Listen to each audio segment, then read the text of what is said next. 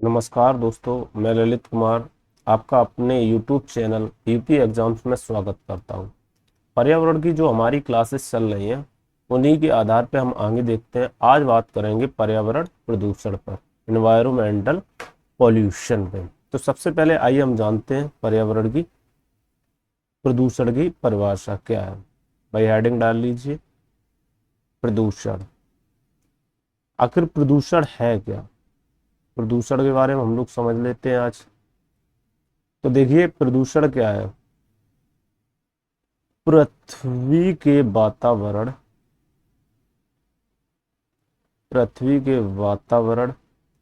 में उपस्थित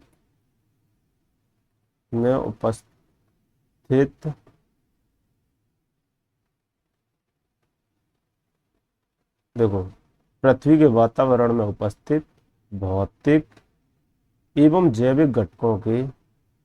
एवं जैविक घटकों का इस स्तर तक इस स्तर तक प्रदूषित हो जाना प्रदूषित होना कि पर्यावरणीय पर्यावरणीय प्रक्रिया पर्यावरणीय प्रक्रिया नकारात्मक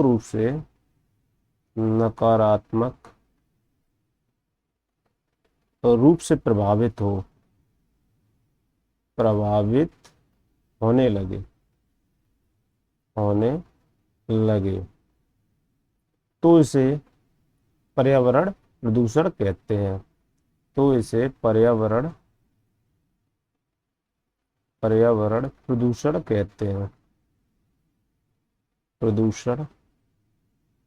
कहते हैं।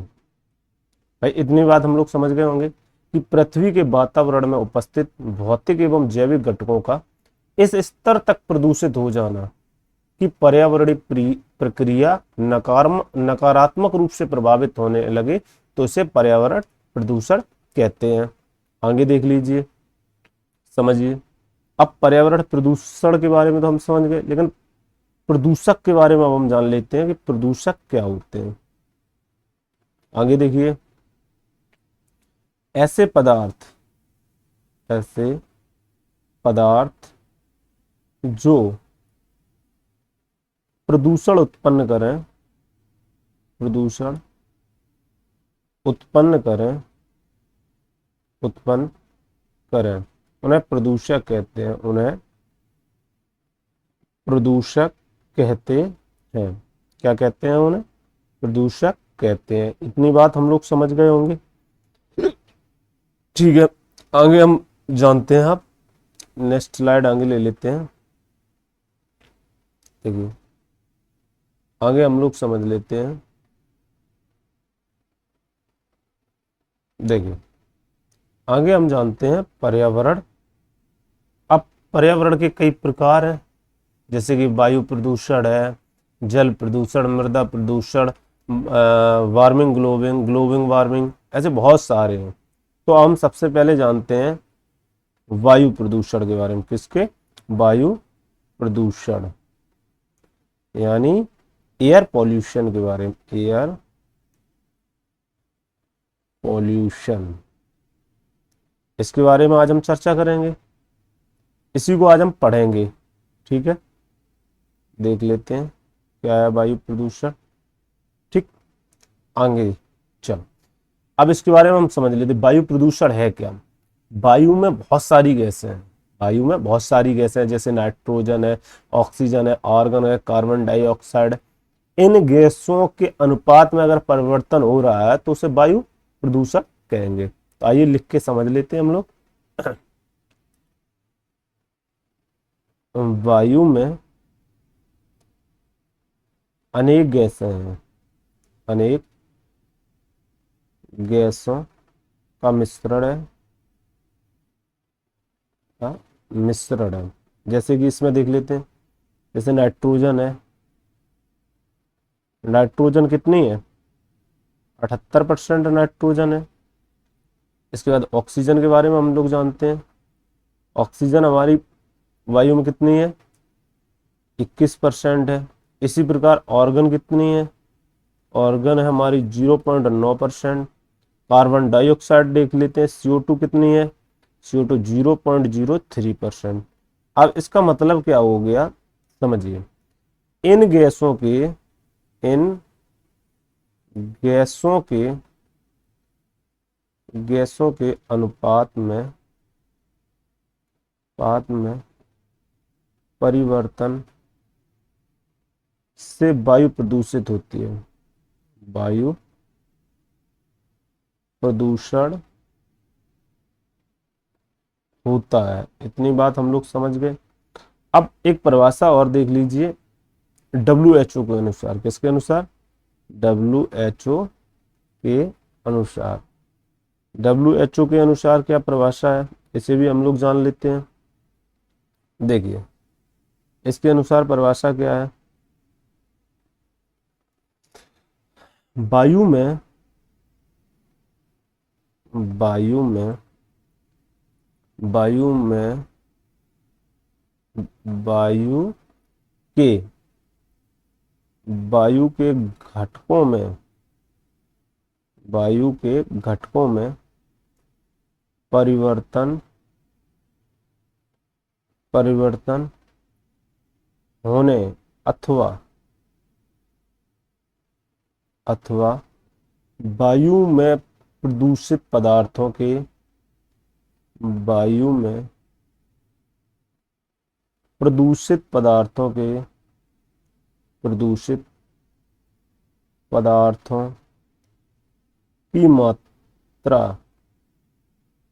मात्रा बढ़ने से वायु प्रदूषित होती है। बढ़ने से वायु प्रदूषित होती है। कैसी होती है? प्रदूषित होती है। ये किसके अनुसार परिभाषा हो गई वायु प्रदूषण की? WHO के अनुसार। WHO के अनुसार क्या है? वायु के घटकों में परिवर्तन होना अथवा वायु में प्रदूषित पदार्थों की मात्रा का बढ़ जाना ही वायु प्रदूषित होता है, वायु प्रदूषित होती है। इतनी बात हम लोग समझ गए। आगे हम समझ लेते हैं इसी वायु प्रदूषण के बारे में। आगे नेक्स्ट स्लाइड ले लेते हैं। देखो अब वायु प्रदूषक के बारे में हम लोग जान लेते हैं कि इसमें जो वायु प्रदूषण है उसमें कौन कौन से प्रदूषक होते हैं। आइए हेडिंग डाल लेते हैं हम लोग। नंबर 1 हेडिंग डाल लेते हैं, कार्बन डाइऑक्साइड CO2 और comma O2। Carbon monoxide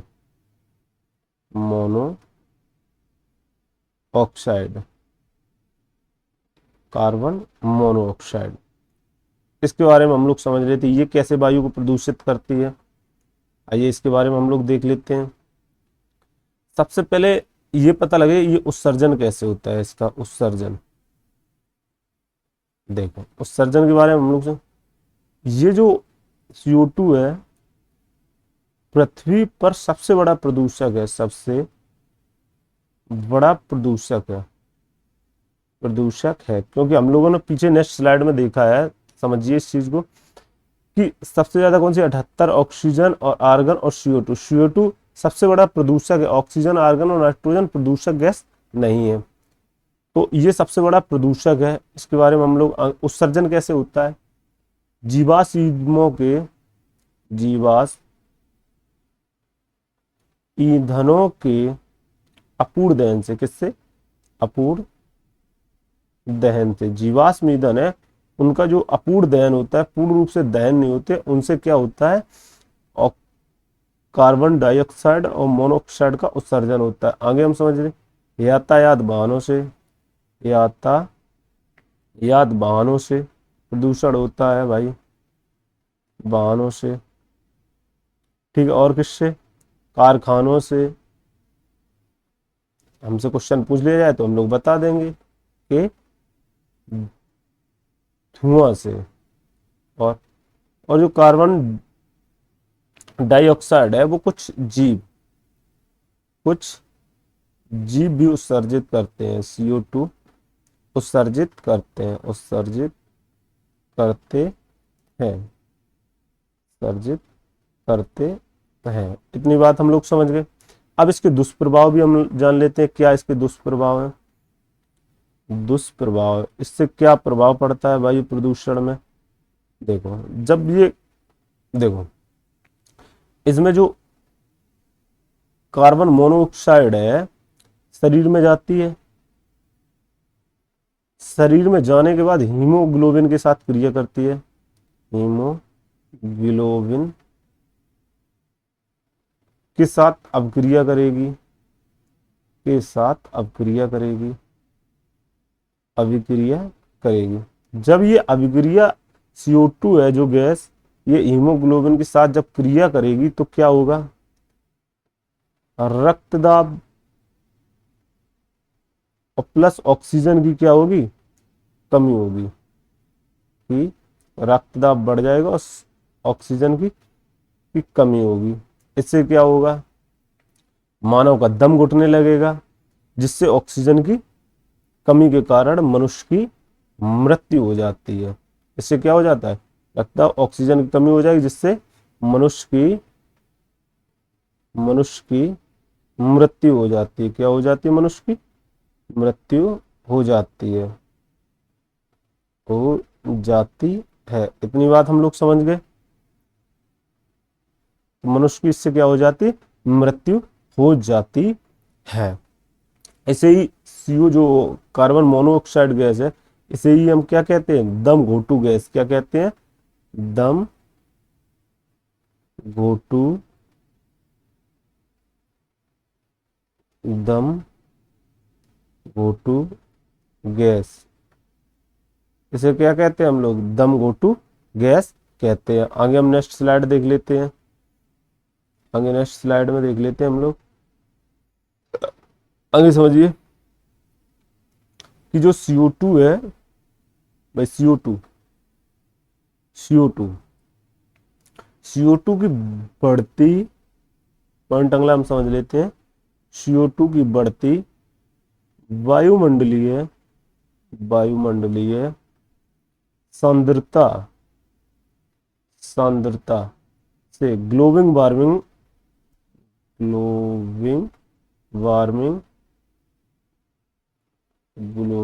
warming के लिए जिम्मेदार है, के लिए जिम्मेदार है। इतनी बात हम लोग समझ चुके होंगे। अब आइए आगे देख लेते हैं नंबर 2, सल्फर डाइऑक्साइड के बारे में। सल्फर डाइऑक्साइड,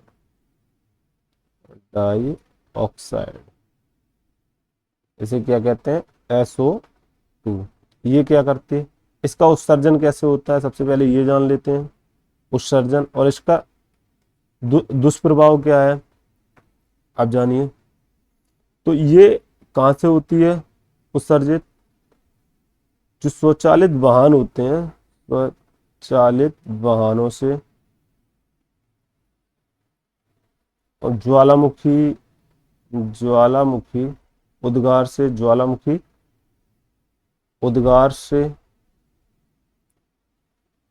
उद्गार से, जीवाश्म ईंधन के दहन से, जीवाश्म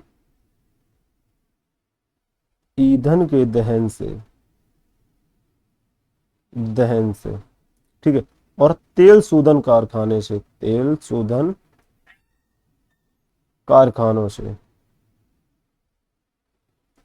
जैसे कि मथुरा में हमारा बना हुआ है तेल शोधक कारखाना।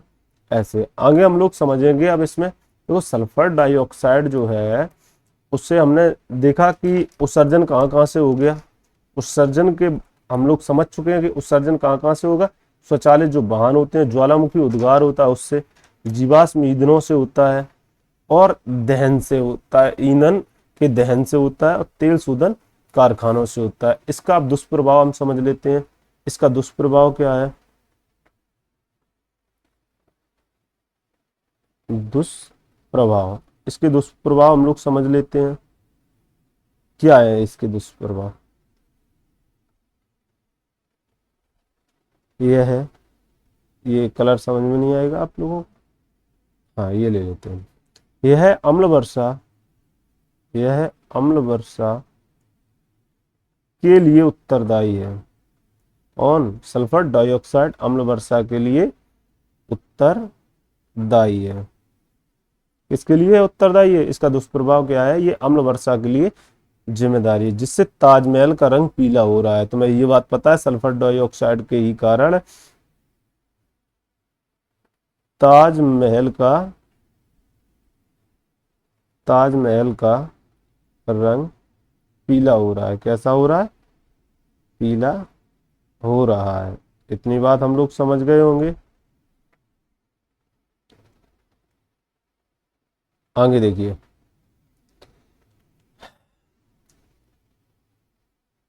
इसके और दुष्प्रभाव क्या होते हैं, देखो। SO2 सल्फर डाइऑक्साइड को क्रैकिंग गैस भी कहते हैं। क्या कहते हैं? क्रैकिंग।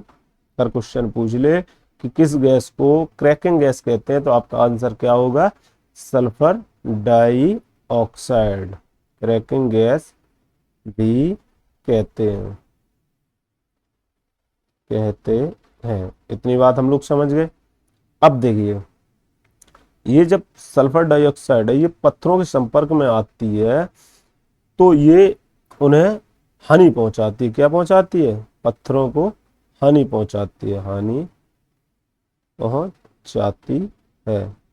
इसे स्मारकों एवं भवनों को, स्मारकों और भवनों को,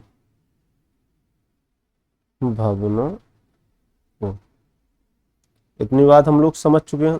अब हम लोग समझ लेते हैं अम्ल वर्षा के बारे में। अम्ल वर्षा के बारे में आइए, अम्ल वर्षा के बारे में हम लोग देख लेते। तो हेडिंग डालेंगे अम्ल वर्षा, ये हमने हेडिंग डाल ली। अब देखिए, जो शुद्ध जल होता है उसका पीएच मान कितना होता है? शुद्ध जल का जो शुद्ध जल का अरे भाई, शुद्ध जल का पीएच मान हमें जानना चाहिए कि शुद्ध जल का पीएच मान होता कितना है। जो शुद्ध जल होता है, शुद्ध जल पीएच इसका कितना होता है? 7। इसे ही क्या कहते हैं? उदासीन कहते हैं, उदासीन कहते हैं। अब जो का पीएच मान जल का पीएच मान 5.5 होता है, उसे क्या कहते हैं? अम्ल वर्षा कहते हैं। अब देखिए, आगे समझ लेते हैं पॉइंट नेक्स्ट। वायु के अंदर सल्फर डाइऑक्साइड SO2 तथा नाइट्रोजन ऑक्साइड NO2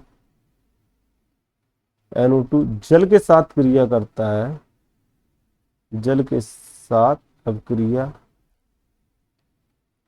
अभिक्रिया करके अम्ल वर्षा का होती है, अभिक्रिया करके अम्ल वर्षा होती है, अम्ल वर्षा होती है। आप समझिए, इस रिएक्शन हम लोग देख लेते हैं इसकी क्या होती है reaction.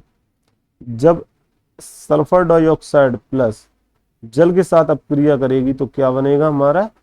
H2SO4, 2SO2 plus H2O4 मिलके क्या बनाएंगे? H2SO4 सल्फ्यूरिक अम्ल। क्या बनेगा? सल्फ्यूरिक अम्ल। इतनी बात हम लोग समझ ले। अब जब nitrogen oxide NO2 plus H2O के साथ मिलेगी तब अपक्रिया करेगी तो क्या बनेगा? HNO3 नाइट्रिक एसिड यानी नाइट्रिक अम्ल बनेगा। इतनी बात हम लोग समझ गए होंगे कि H2SO4 रिएक्शन भी हमसे कभी पूछ दे तो हम लोग बता देंगे क्या है कि H2SO4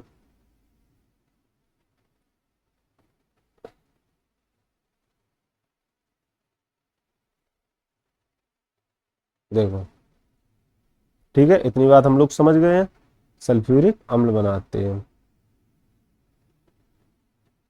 ठीक, आगे देख लेते हैं इसका प्रभाव क्या होता है। प्रभाव के बारे में हम लोग समझ लेते हैं। प्रभाव, इससे प्रभाव क्या पड़ता है अम्ल वर्षा से? प्रभाव के बारे में भी हम जान लेते हैं, इसका क्या प्रभाव है। देखो,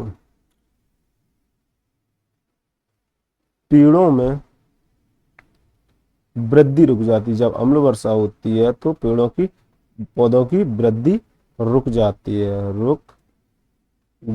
है। आगे समझिए, जलीय प्राणियों की मृत्यु हो जाती है। जलीय प्राणियों की मृत्यु हो जाती है। क्या हो जाती है? मृत्यु हो जाती है। मृदा में अम्लीयता बढ़ जाती है। मृदा में क्या हो जाता है? मृदा में अम्लीयता बढ़ जाती है। अम्लीयता बढ़ जाती है। क्या हो जाता है? अम्लीयता बढ़ जाती है।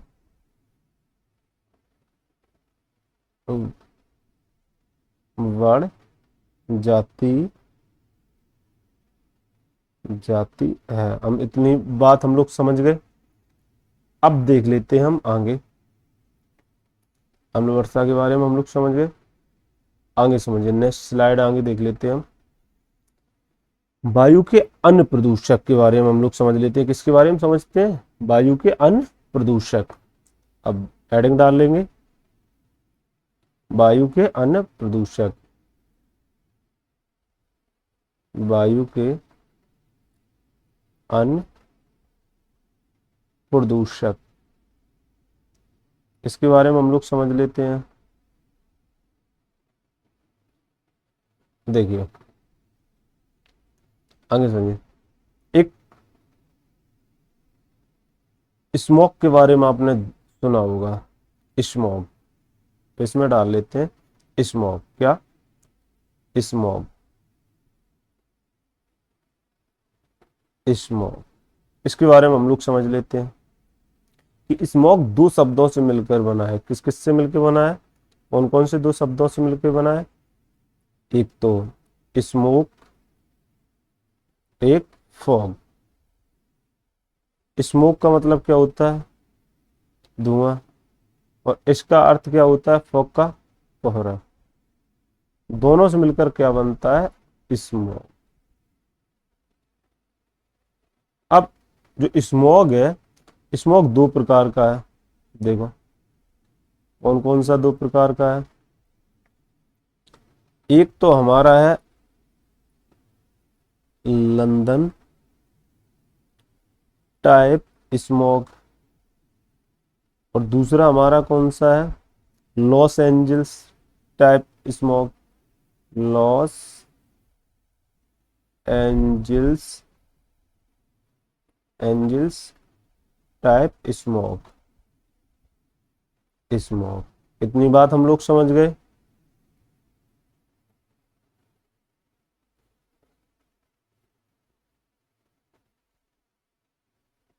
इसे बस,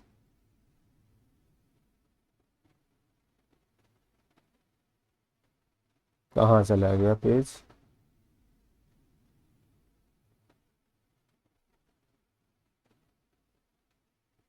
चलो आगे देख लेते हैं, नेक्स्ट पेज पे देख लेते हैं। देखो, पेन सिलेक्ट कहाँ गया? इसे क्या हो गया? आप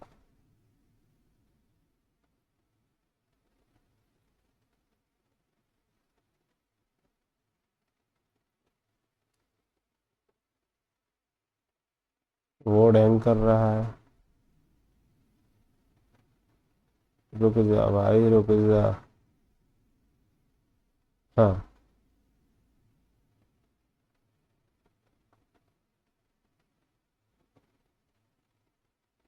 प्लस पेज, नया पेज पे हम देख लेते हैं। तो सबसे पहले हम जान लेते हैं लंदन टाइप स्मोक के बारे में। किसके बारे में? लंदन टाइप स्मोक के बारे में। ये क्या होता है लंदन टाइप स्मोक? इसके बाद ये सर्दियों के समय पे होता है। अब इसे समझ लीजिएगा क्या होता है।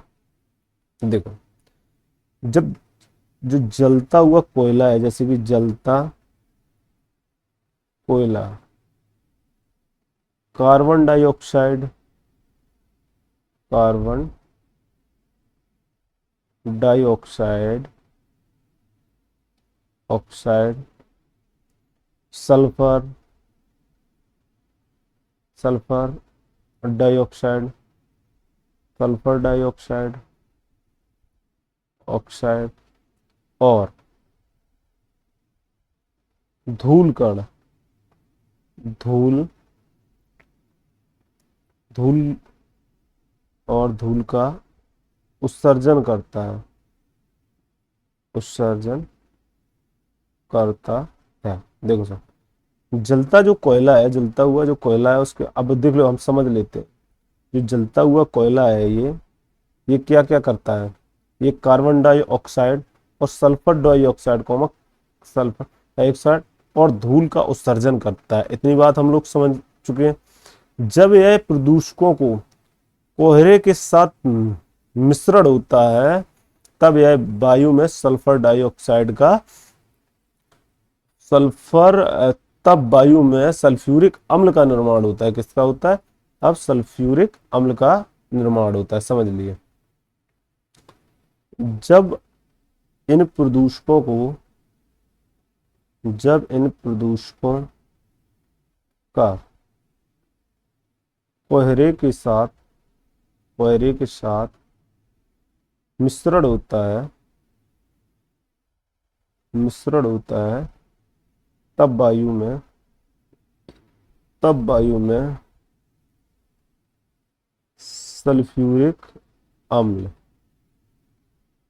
सल्फ्यूरिक अम्ल का निर्माण होता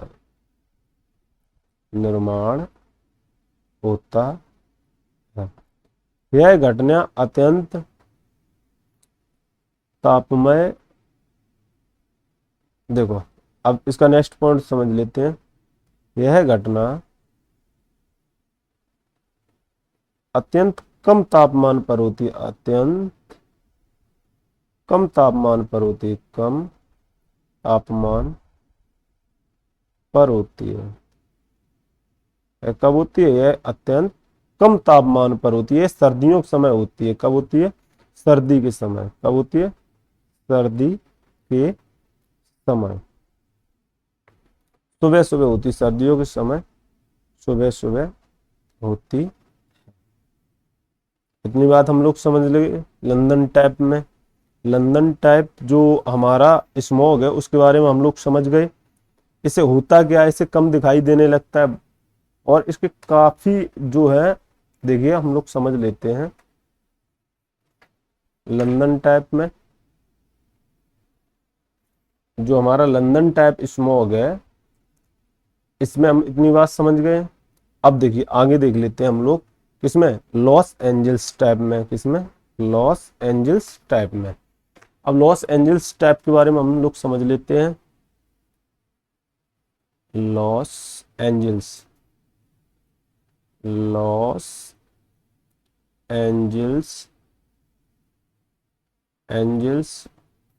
टाइप स्मॉग, तो परीक्षा में कई बार पूछा गया है, इसके बारे में भी हम लोग जान लेते हैं। देखो ये हमेशा कब होता है? गर्मियों के समय होता है। कब होता है?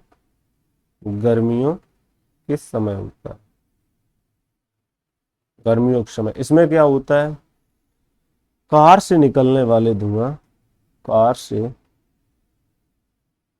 निकलने वाले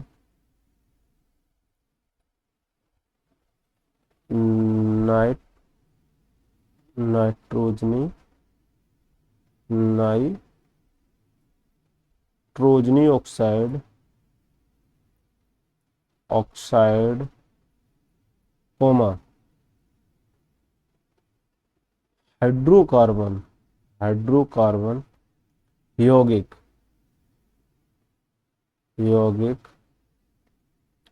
सूर्य के प्रकाश की उपस्थिति में अभिक्रिया करके एरोसोल तथा गैसों का हानिकारक मिश्रण उत्पन्न करते हैं।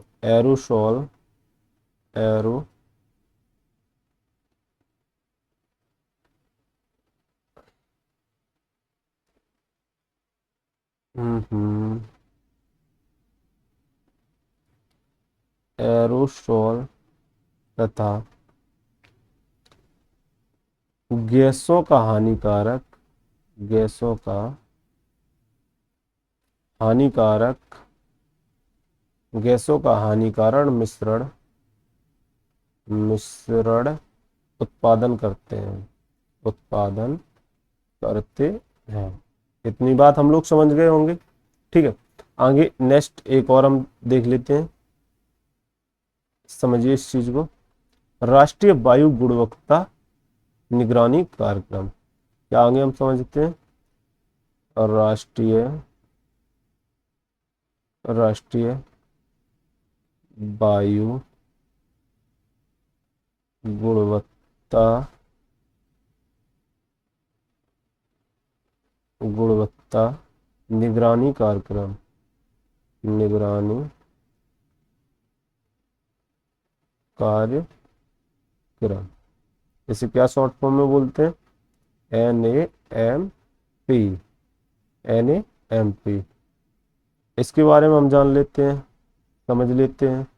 देखो,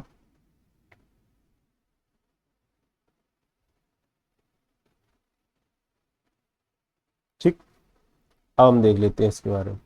इसका इंग्लिश में NAMP का मतलब क्या होता है। NAMP का मतलब भी हम लोग जान लेते हैं। इसका मतलब है national air quality monitoring programme. अब समझ लीजिए इसके अंतर्गत क्या होता है। यही जो वायु प्रदूषण है हमारा, वायु की जो गुणवत्ता की जांच है, कौन सा बोर्ड करता है, NAMP, national air quality monitoring programme. अब इसमें समझ लीजिए एन जो MP होता है, national air quality monetary policy programme, इसके अंतर क्या होता है, 35 मेट्रो शहर एवं अन्य 35 शहरों सहित विभिन्न राज्य प्रदूषण बोर्ड, राज्य प्रदूषण नियंत्रण बोर्ड बोर्ड और कॉमा जो केंद्र शासित प्रदेश होते हैं, UT, केंद्र शासित प्रदेश प्रदूषण नियंत्रण बोर्ड प्रदूषण नियंत्रण बोर्ड नियंत्रण बोर्ड नियंत्रण बोर्ड तथा नीरी नीरी बोर्ड कुछ गड़बड़ कर रहा है, के सहयोग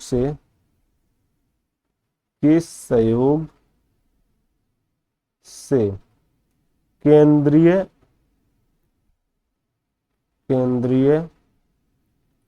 प्रदूषण बोर्ड केंद्रीय प्रदूषण बोर्ड द्वारा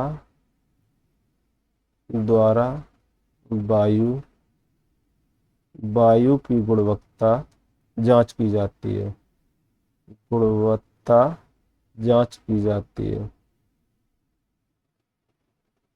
जांच की जाती है। अगर इसी में और पूछ लिया जाए कि केंद्रीय नियंत्रण बोर्ड के द्वारा जो है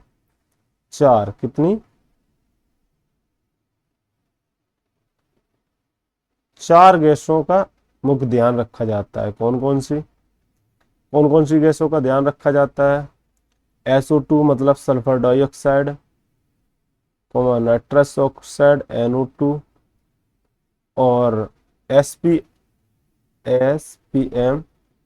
इसके बाद PM10, इतनी गैसों की ध्यान रखा जाता है। आप पीछे हम लोग देखते हैं नेक्स्ट स्लाइडों में। देखो, हमने सबसे पहले जाना क्या, वायु प्रदूषण के बारे में, एयर पॉल्यूशन के बारे में। इसमें हम समझ लेते हैं थोड़ा कि वायु अनेक गैसों का मिश्रण है। किसका है, वायु अनेक गैसों का क्या है, मिश्रण है। हाँ, अनेक गैसों का क्या है, मिश्रण है। इसमें नाइट्रोजन 78%, 21% ऑक्सीजन और 0.9% ऑर्गन CO2 3 CO2 0.3%। इन गैसों के अनुपात में परिवर्तन होता है वह वायु प्रदूषण होता है। WHO के अनुसार क्या, वायु के घटकों में परिवर्तन होने अथवा वायु में प्रदूषित पदार्थों की मात्रा बढ़ने से वायु प्रदूषित होती है। इतनी बात हम लोग समझ गए थे। आगे देख लेते हैं लंदन टैप। ये कई स्लाइड गायब हो गई हैं। इतना हम लोगों ने समझ लिया। आप आशा करता हूं आप लोगों को ये क्लास समझ में आई होगी। और इसके अभी 2 पार्ट और आएंगे, जिसमें एक में हम क्वेश्चन आंसर करेंगे और अभी इसमें इसका बहुत बड़ा पार्ट है, तो इसमें बहुत सारे क्वेश्चन आते हैं यूपी टेट में, इसलिए हम इसके कई पार्ट लाएंगे। धन्यवाद।